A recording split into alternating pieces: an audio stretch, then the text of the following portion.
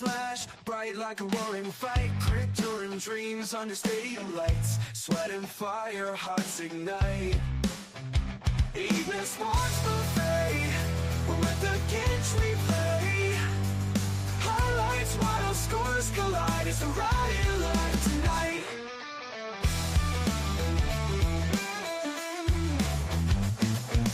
Blades drawn, bold on the chalkboard slate. Rivals clash, it's a heavyweight fate. Every second pounding, can't wait. Evening sports buffet, with the Ginch replay. Highlights, wild scores collide. It's the riot live tonight. Plays drawn, bold on the chalkboard slate. Rivals clash, it's a heavyweight fate. Every second pounding, can't wait.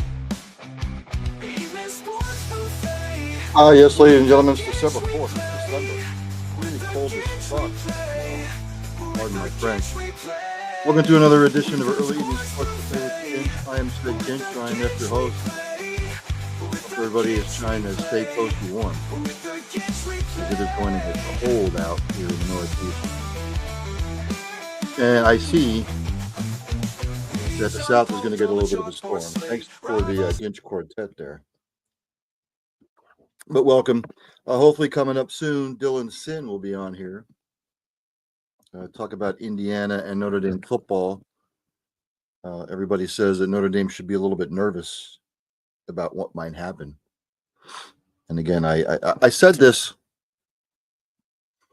I believe it was after week 7, week 8, that all hell was going to break loose in college football. And it has.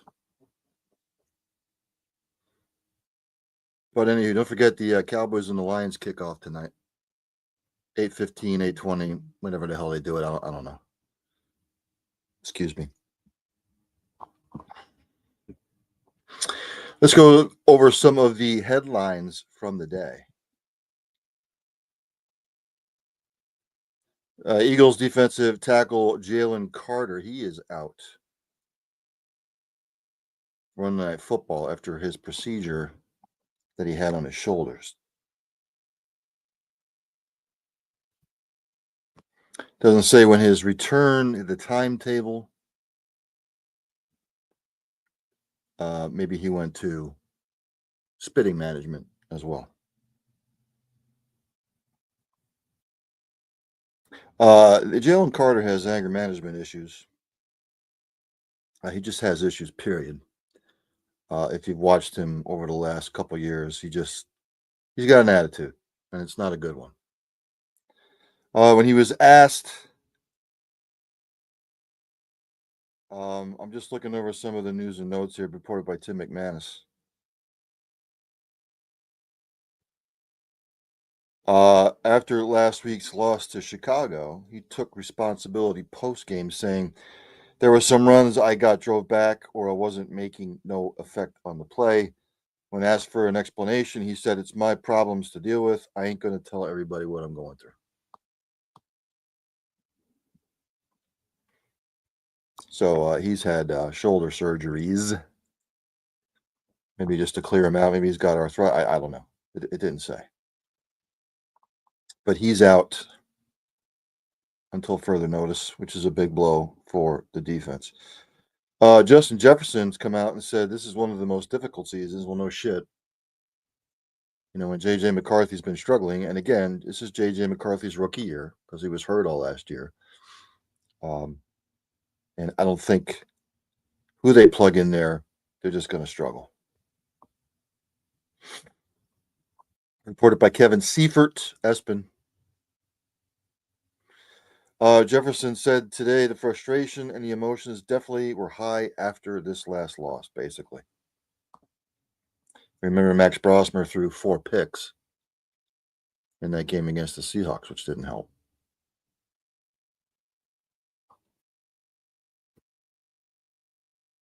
He was asked if the Vikings are wasting the prime of his career, and he said, "No, I wouldn't say wasted. Obviously, it's a difficult season. It's probably one of the most difficult seasons just off of the circumstances. Having a young quarterback, having a different team, having young players on the team. So it's just one of those years. Not every year is going to be a top tier year for me. It's really a part of the game. So it's just all on me to expect a lot from these guys and to improve on anything that we need to improve on as an offense. I would go over some of the other quotes, but it would take me 10 minutes. He will have to make a decision in the offseason. I know they signed him to that contract,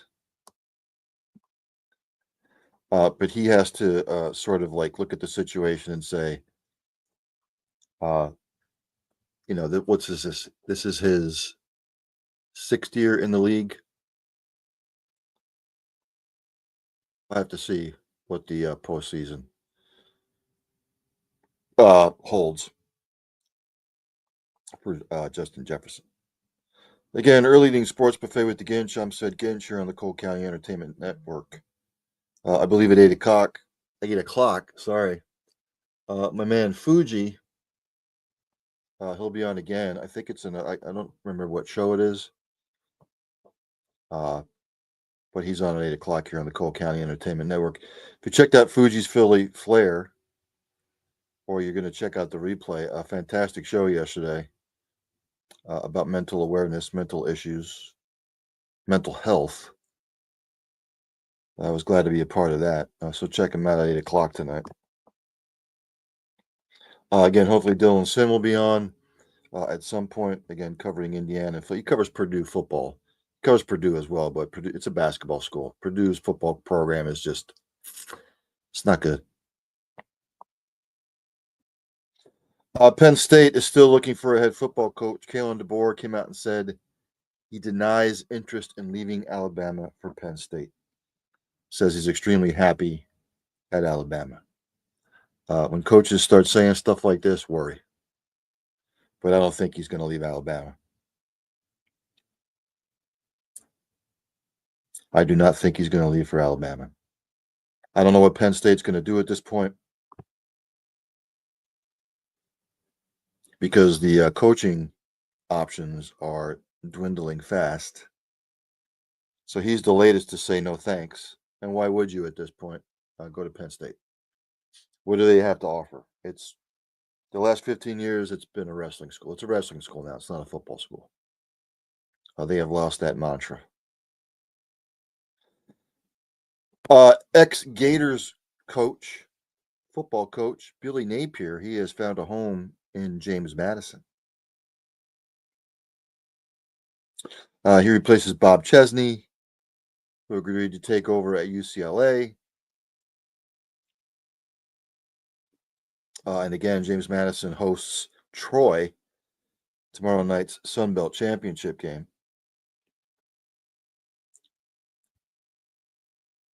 Sources told Pete Thamel that Napier's success at Louisiana, where his teams went 40-12 and played in 4 Sun Belt title games, was appealing to JMU officials. Again, coaching in the SEC is not like coaching in the Sun Belt Conference. Again, don't have anything against the man. He just was not the right fit for Florida. I don't think John Sumrall is the right guy for Florida either. People keep telling me I'm wrong. But coaching in some of the lesser conferences is not like coaching in the SEC. And he'll find out real quick if he starts off 1-3 or 1-2 or 2-3. So he is joining James Madison. Darius Slay, he's not reporting to the Bills. He is Mulligan's NFL future. Reported by Elena Getzenberg.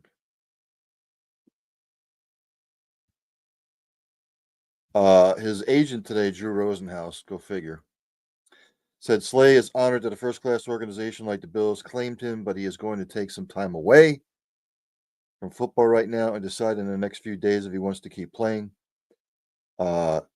Slay's agent, Drew Rosenhaus, told ESPN's Adam Schefter today. So I see him in the green room. I normally play an intro of said school's fight song, but he covers Indiana, he covers Notre Dame, he covers Purdue. It's a hodgepodge of fight songs. So I'm just going to bring him on now. There he is, ladies and gentlemen. That's Dylan Washington Journal-Gazette. Dylan, thanks for joining, my friend. Absolutely, Ryan. Thanks for having me on, as always. Yes. So let's get into it. I'm sick and tired of hearing about the Notre Dame Indiana comparison. I say to Miami fans, don't lose to SMU and don't lose to Louisville in a 2-week stretch. Look, Notre Dame could have easily beat Texas A&M. They could have easily beat Miami, but they didn't. They rattled off 10 straight wins in impressive fashion. I just went back over Miami's schedule. They barely beat Florida State. You could pick apart Miami's schedule as well, but what will happen if Duke beats Virginia in the ACC title game? BYU somehow beats Texas Tech, XYZ. I'm sure Notre Dame fans and Marcus Freeman are just a little nervous. Yeah, they absolutely are. And it's interesting because if BYU beats Texas Tech, well, then the drama's over, right? Notre Dame and Miami are both out, right? Like that's BYU is the final team in. You get the winner of the ACC, you get the G5 team, and we just go from there. If Texas Tech wins, which they did during the regular season, 29-7, that's when it becomes interesting, right? Notre Dame is currently 10th, Miami is 12th. There should be no real way for Miami to jump Notre Dame because neither team plays this week, right? Like Miami didn't make the ACC title game. Should be pretty simple.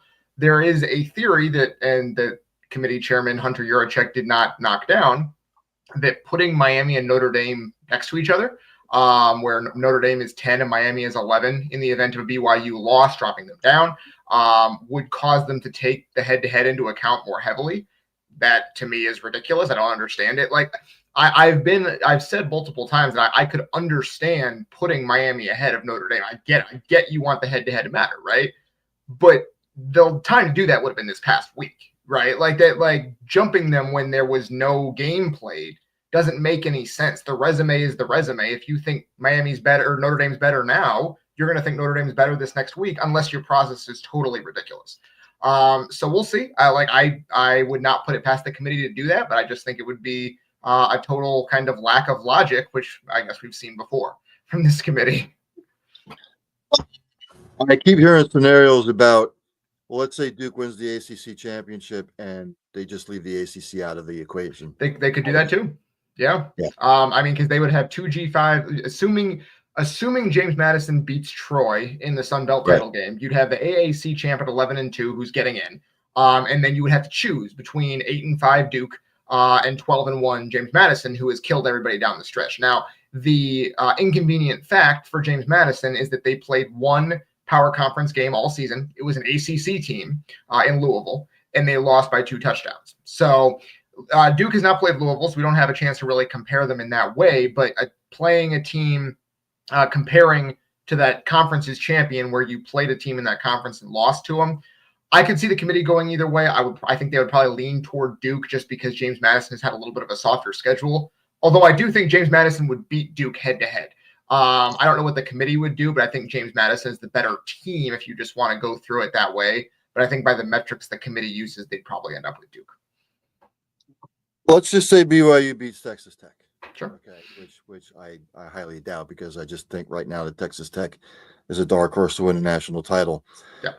Could they look at this Notre Dame team and say, well, they could easily be 12-0, Dylan.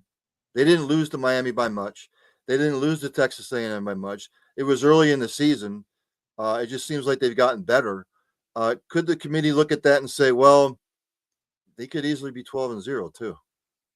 I mean, they could, but the question is, who are you jumping over, right? Because BYU would jump over Notre Dame to make the field as an automatic qualifier, right? So now you have to find a team for Notre Dame to jump. The obvious candidate is Alabama in that case, with Alabama if they lose to Georgia. The problem is that the committee really signaled this past week, jumping Alabama over Notre Dame. They really signaled that Alabama is probably in regardless, right? I guess if BYU wins and they really don't want to leave Notre Dame out and they have to choose between Notre Dame and 10-3 Alabama for that last spot, okay, I don't think they would have jumped Alabama over Notre Dame this past week if they wanted to consider that, because they've really tried not to penalize these teams for losing conference title games, right? So Alabama's currently in the field. They'd probably be in the field even if they lost. The other option would be Oklahoma, but you run into the same problem with Oklahoma and Notre Dame as you do with Notre Dame and Miami, which is neither of those teams plays this week, right? So I guess you could jump Notre Dame over Oklahoma if you just want to see Notre Dame in the playoff and you're kind of boxed in. You could do that, I guess. It would make even less sense than Notre Dame, Miami, frankly, but they could. I don't think it's likely. I think if BYU beats Texas Tech, it's probably curtains for Notre Dame and for Miami as well. I think, but that closes the door on both of them more than likely. Let's talk about the Hoosiers for a minute. Both these teams are in, no matter who wins and no matter who loses. Let's just say Ohio State beats Indiana. Where do you think the committee would potentially drop India? Do you think they drop out of the top 4? I don't think so. I think they end up at 3 or 4 because you're probably getting, I guess it would depend on a couple of games. It would depend on the same games we just talked about, Alabama, Georgia, and BYU, Texas Tech. If the favorites win in those games, if Georgia and Texas Tech win those games, then IU probably drops down to 4 with a loss to Ohio State, right? If either one of those teams loses, IU probably stays ahead of them, and they're at 2 or 3 if they're at 3 or 2 if they both lose. I don't think they drop out of the top 4, and the reason is because the current number 5 team is Oregon, who IU beat on the road. So they would have to drop below a team that they have a better record than. They would be 12-1, and Oregon would be 11-1, and they beat them in their own house in pretty convincing fashion.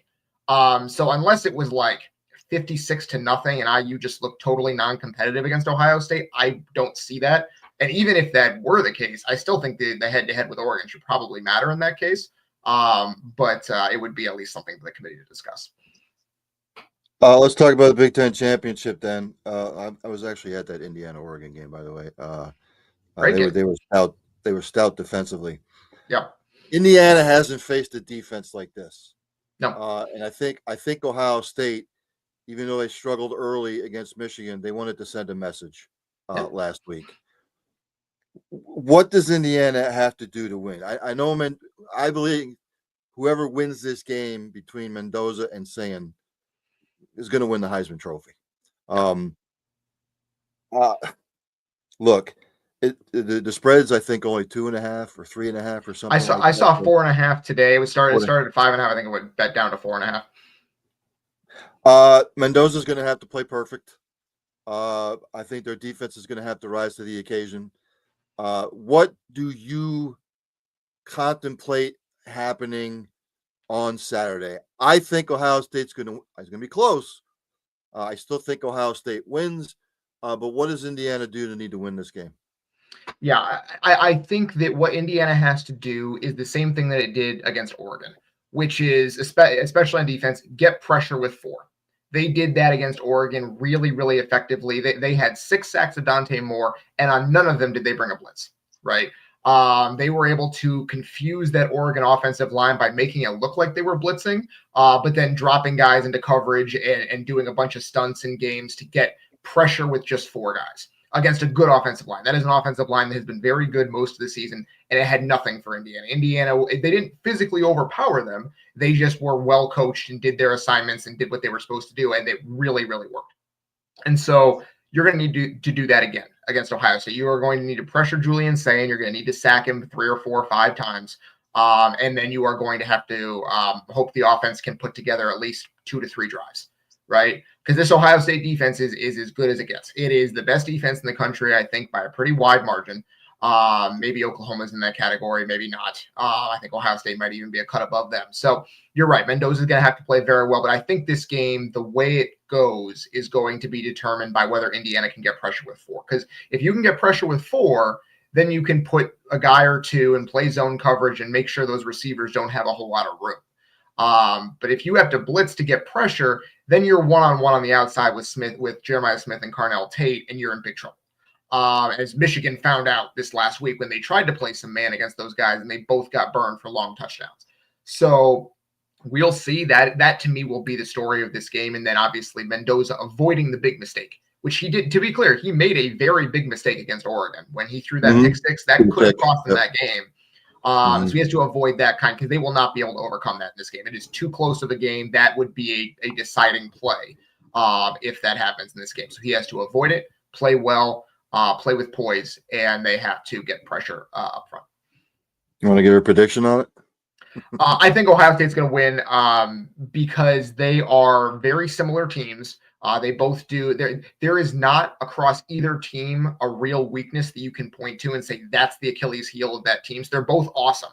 And then it's just, I think Ohio State is just a slightly better version of what Indiana wants to do, which is beat you every single play, right? I think that the path to Indiana winning is totally shutting off that run game that hasn't been very good for Ohio State for most of the season, better lately. And then getting pressure and hoping Sayan makes a couple of mistakes. But I think if both teams play clean, I think Ohio State wins by a touchdown, and it's one of the best games of the year. I think that Ohio State wins, and it's a really darn good football game. I have to apologize to Dylan because in August I said that Illinois was going to be this year's Indiana, and I was wrong.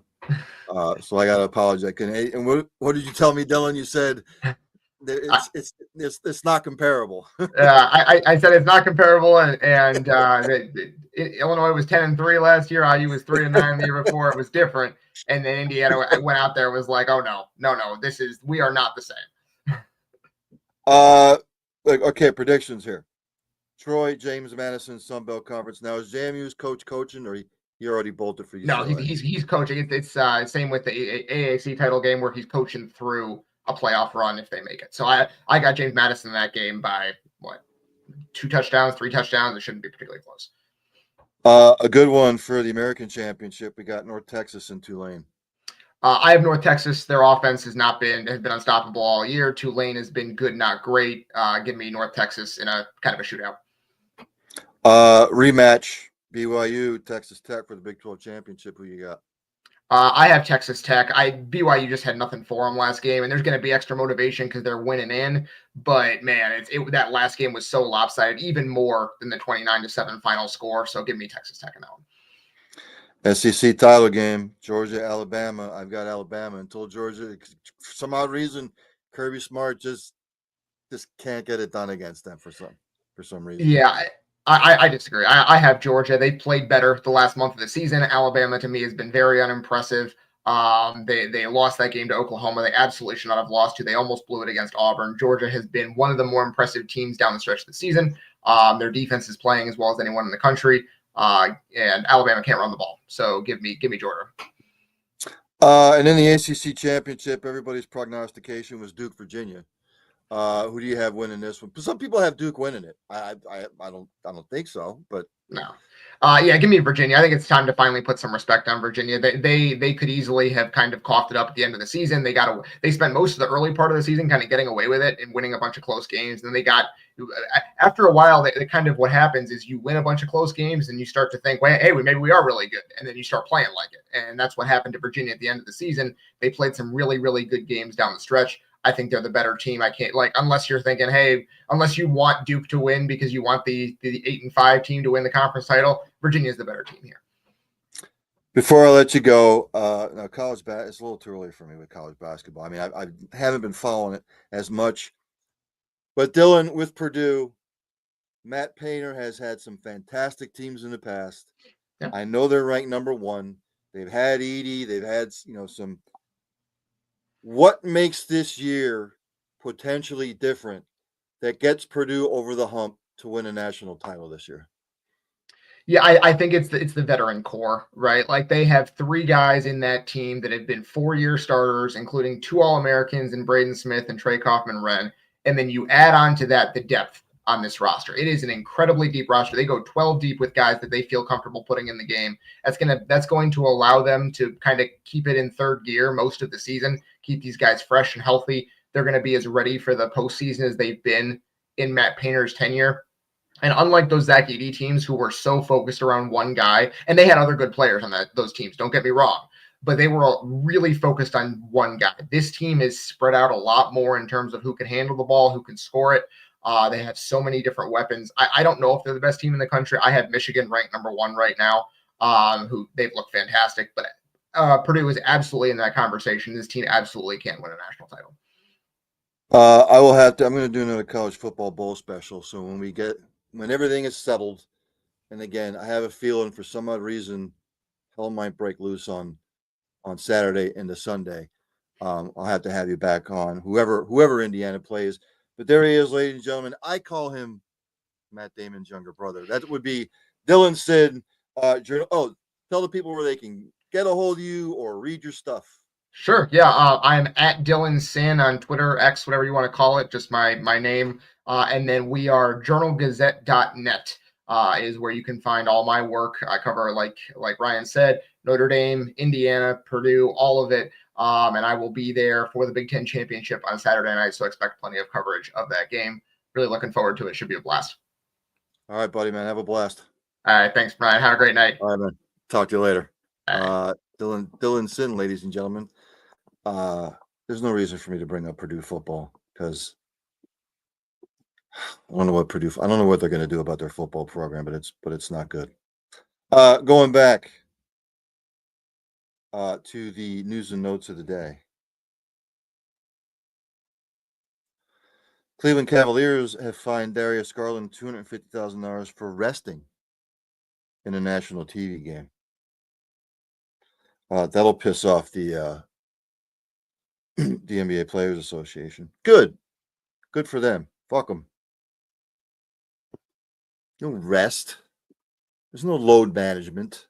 No crying in baseball. That this is what they should start doing. If you're healthy and you can play, the fuck you resting for? There's no reason for it. No reason for it. None. Players across the board now in every sport are soft. They just are. Just like with everybody bitch pissing and moaning about, look, when it comes to the college football playoff, again, it doesn't matter what formula they come up with.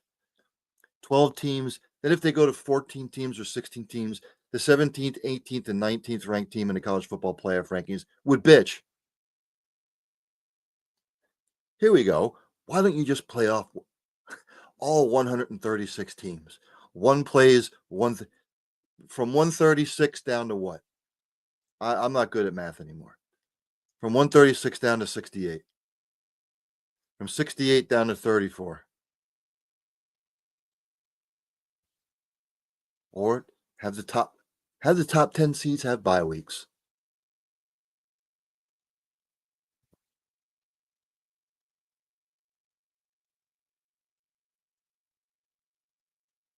My coach now for my Florida Gators football program, John Summerall, he is expected to hire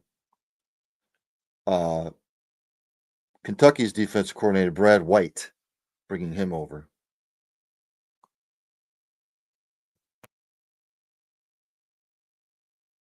Okay.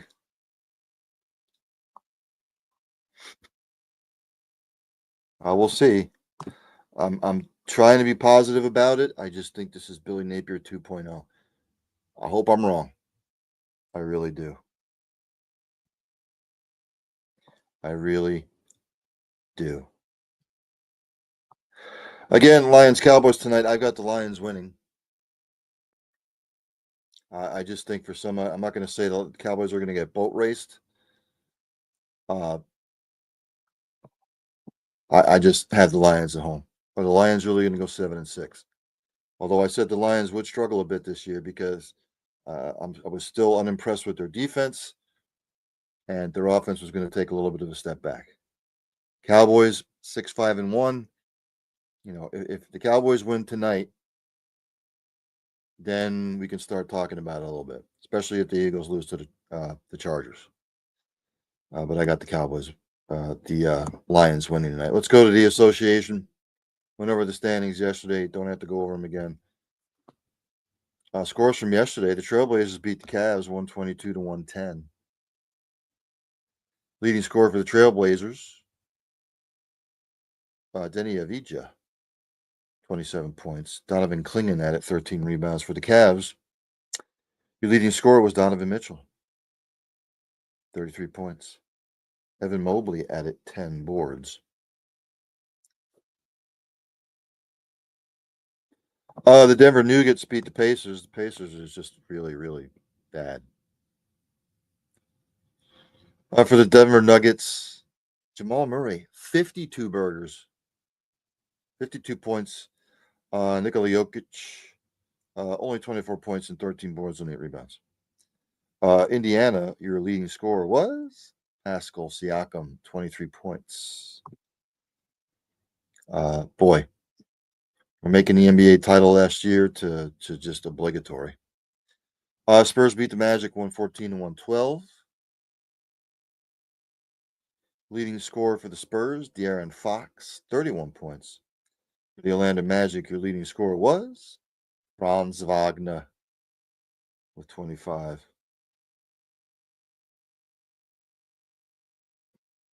The Clippers beat the Hawks 115 to 92. For the Clippers, leading scorer James Harden with 27. Ivica Zubac, 17 rebounds. Quietly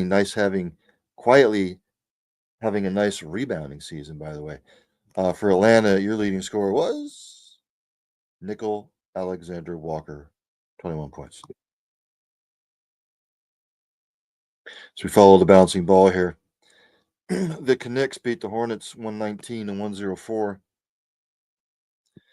Leading scorer for the Hornets, LaMelo Ball with 34 points. For your Knicks, leading scorer was Karl Anthony Towns with a good 35-point performance, and he also added 18 boards.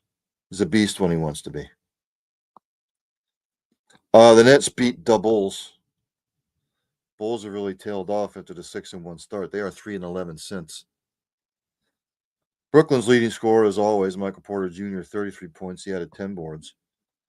For the Bulls, your leading scorer was Josh Giddey, 28 points, 11 rebounds, 11 assists, triple-double. Rockets all over the Kings, 121 to 95. For the Kings, your leading scorers off the bench, Maxime Reynaud and Malik Monk, each with 25 apiece. For the Houston Rockets, your leading scorer, Alperen Sengun, 28 points. He also added 10 boards. Amen Thompson also added 12 boards. Houston, sneaky good. The Bucks beat the Pistons. The Giannis trade death march is picking up steam. For the Pistons, your leading scorer was Tobias Harris with 20. For the Bucks, leading scorer was Kevin Porter Jr., 26 points. Sitting at 10 and 13, Giannis, he's probably going to get traded. Mavericks beat the Heat 118 to 108. Leading scorer for the Heat, off the bench, Khalil Ware, 25 points. He also had 10 rebounds. For the Mavericks, your leading scorer was Cooper Flagg with 22. Anthony Davis, 17 points, 17 rebounds. So there you have it. In the association tonight, light slate, 7 p.m., Warriors at the 76ers, Celtics at the Wizards, 7:30, Jazz at the Nets, the Lakers at the Raptors, and at 8 o'clock, Timberwolves at the Pelicans. Pardon me as I take a sip of my beverage.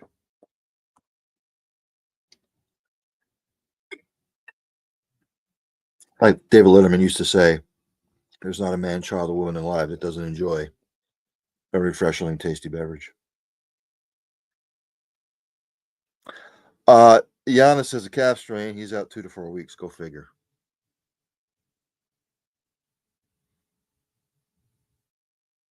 Some of the stuff I went over yesterday. Oh, let's go to the NHL, shall we?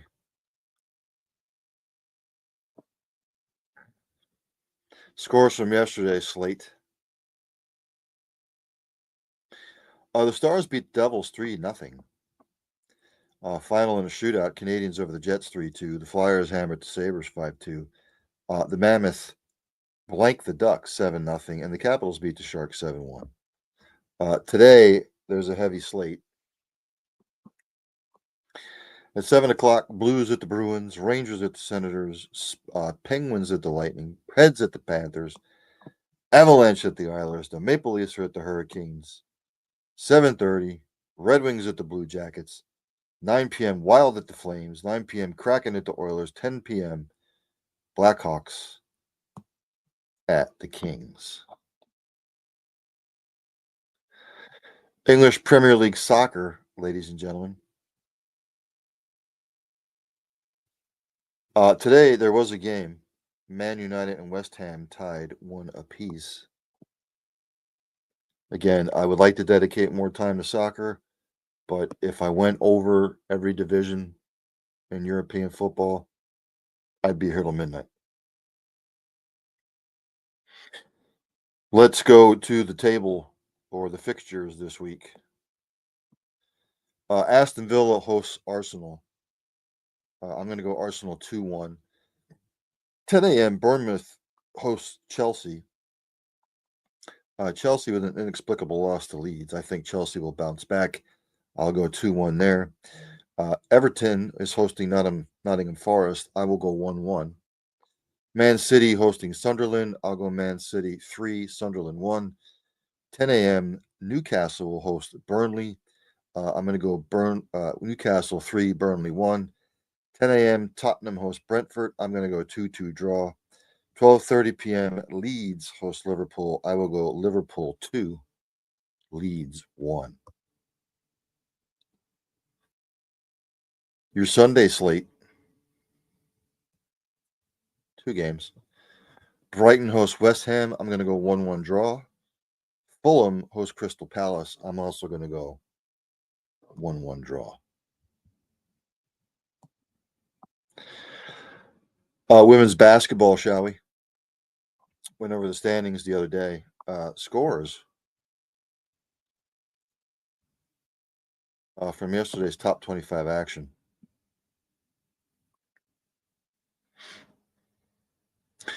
Number 6, Michigan beat Central Michigan 82-40. Number 7, Maryland beat Mount St. Mary's 92-40. Number 8, TCU, the Fighting Melissa Treebossers, they beat Incarnate Word 84-56. Number 9, Oklahoma over NC State in overtime 103-98. Final, number 14, Baylor hammered Southeast Louisiana 112-47. Number 15, Vanderbilt beat Virginia 81-66. Number 17, Kentucky beat Miami 64-48. Final, number 19, Tennessee beat Stanford 65-62. And number 24, Oklahoma State beat North Texas 73-55. Top 25 slate today, ACC SEC Women's Challenge. 7 p.m., number 2, Texas hosts number 11, North Carolina. 7 p.m., number 22, Louisville hosts number 3, South Carolina. 9 p.m., number 5, LSU is at Duke. And at 9 p.m., number 18, Notre Dame is at number 12, Ole Miss. Let's go to the men.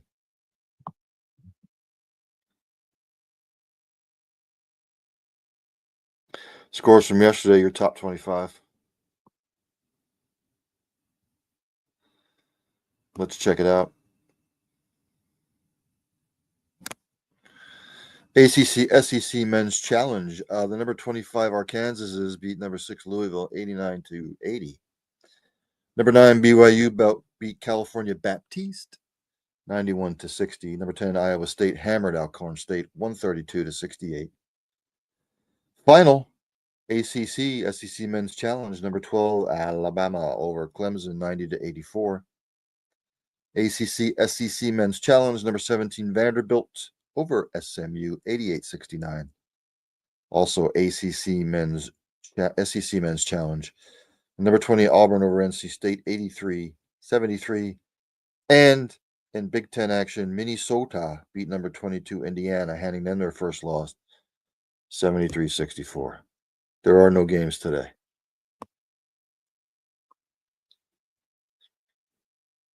On Friday, number 11 Gonzaga at number 18 Kentucky, and at 7:30 p.m. East Texas A&M against number 5 UConn. So I think that's going to end it for tonight. Enjoy the football game tonight. Enjoy hockey. Enjoy basketball, whatever you're going to be watching. I'm going to be tuned into hockey. Starting to get into it more and more. I'll probably be flipping back and forth between that and Dallas and Detroit. Everybody stay warm. Check on your elderly neighbors. Make sure your pets are safe, please. But again, check on your elderly. Stay toasty warm. Gonna get cold tonight. Thanks to Dylan Sin for coming on the program, talking about football and then talking about basketball. I'll start getting more and more into college basketball and other things with college football winding down. At some point, I will be having, after this weekend's college football playoff rankings, and then when they pick the teams for the bowls, at some point I will have a college football bowl special, probably next week, because December 13th, we already start kicking off bowls. So, never used to be like that, but that's the NCAA. That's the powers that be. They're idiots. They're asinine. They have no clue what they're doing. There's no leadership. There's no voice of reason. It's just getting out of control. With all that being said, as I end each show, practice compassion, practice empathy, have passion for what you do. Hug somebody every once in a while. You might make their day. Tell somebody you love them. You might not get a second opportunity. And for the love of Christ, if you see somebody struggling with whatever, they're being bullied, if they're isolating, if they're making half-assed joke comments about maybe harming themselves, inquire, ask questions. You might not just be saving a life, you might be saving multiple lives. With all that being said, again, enjoy the weekend, everybody. Enjoy the games, enjoy the festivities. There's only one thing left to do, and that's for Dandy Don to take me out. Turn out the lights, the party's over. They say that all good things must end. Call it a night, the party's over. And tomorrow and next year starts the same old thing again.